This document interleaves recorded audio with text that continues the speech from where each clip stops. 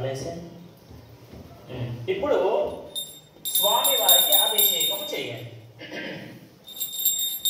అవునా? ఓం ఆప్యాయస్వసమేతుతే విశ్వతః సోమ వృక్ష్ణియం భగవాజస్య సంఘమే మహాగణాధిపతయే నమః.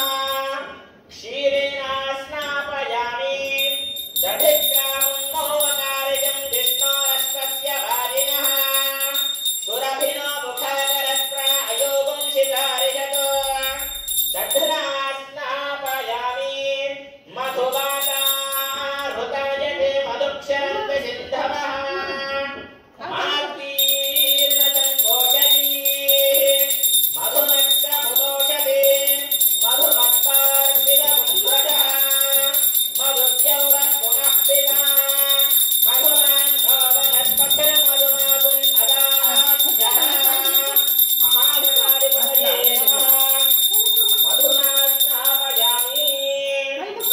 అలా మీరందరూ కూడా స్వామి వారికి పంచామృతాలతో అభిషేకం చేసిన తర్వాత మరల స్వామి వారికి నీళ్లతోని అభిషేకం చేయండి, కడగండి. అలా ముక్కోండి, మంచి చదువు రావాలని ముక్కోండి. ఒకసారి నీళ్ళు పట్టు స్వామికి అక్కడ బుక్స్ ఉన్నాయి, దానికి కూడా వేయాలి. ఓకేనా?